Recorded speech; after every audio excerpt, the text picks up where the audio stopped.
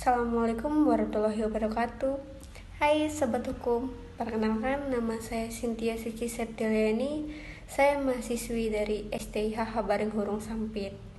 Di sini saya akan menjelaskan tentang ruang lingkup hukum Islam. Ruang lingkup hukum Islam di sini adalah objek kajian hukum Islam atau bidang-bidang hukum yang menjadi bagian dari hukum Islam. Hukum Islam di sini meliputi syariat dan fikih. Hukum Islam sangat berbeda dengan hukum Barat yang membagi hukum menjadi hukum perdata dan hukum publik. Sama halnya dengan hukum adat di Indonesia, hukum Islam tidak membedakan hukum private dan hukum publik. Pembagian bidang-bidang kajian hukum Islam lebih dititik beratkan pada bentuk aktivitas manusia dalam melakukan hubungan. Dengan melihat bentuk hubungan ini dapat diketahui bahwa ruang lingkup hukum Islam ada dua, yaitu hukum manusia dengan Tuhan dan hukum manusia dengan sesamanya. Bentuk hubungan yang pertama disebut ibadah dan bentuk hubungan yang kedua disebut muamalah. Nah, di sini dijelaskan bahwa ibadah itu mencakup semua aktivitas manusia baik perkataan maupun perbuatan yang didasarkan dengan niat ikhlas untuk mencapai keridhaan Allah dan mengharapkan pahala di akhirat kelak. Ibadah hanya tertuju kepada Allah dan tidak boleh ibadah ditujukan kepada selain Allah. Hal ini karena memang hanya Allah yang berhak menerima ibadah hambanya, dan Allah lah yang telah memberikan segala kenikmatan, pertolongan, dan petunjuk kepada semua makhluk ciptaannya. Oleh karena itu, dalam Al-Quran dengan tegas disebutkan bahwa Allah memerintahkan jin dan manusia untuk beribadah kepadanya. Ibadah merupakan peran yang sangat penting dalam Islam dan menjadi titik sentral dari seluruh aktivitas kaum muslim. Seluruh aktivitas kaum muslim pada dasarnya merupakan bentuk ibadah kepada Allah, sehingga apa saja yang dilakukan memiliki nilai ganda, yaitu nilai material dan nilai spiritual. Nah, nilai material ini merupakan imbalan nyata di dunia, sedangkan spiritual merupakan imbalan yang akan diterima di akhirat.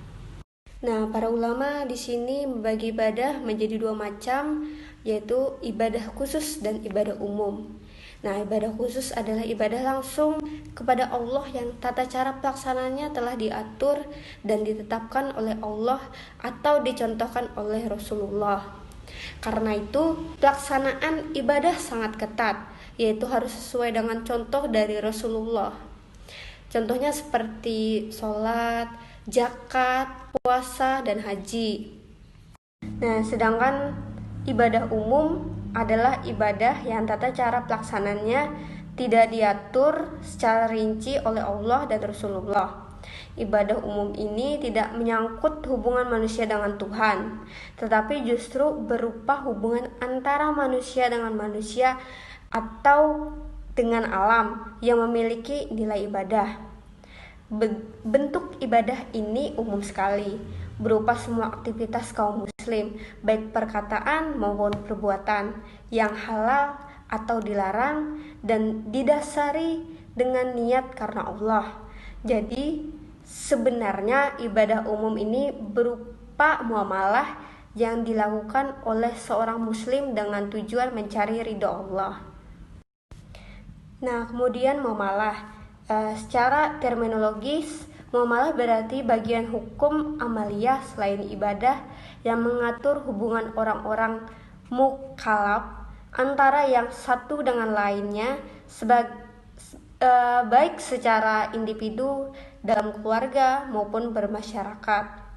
Nah, bidang muamalah ini sifatnya terbuka dan mudah dikembangkan melalui ijtihad.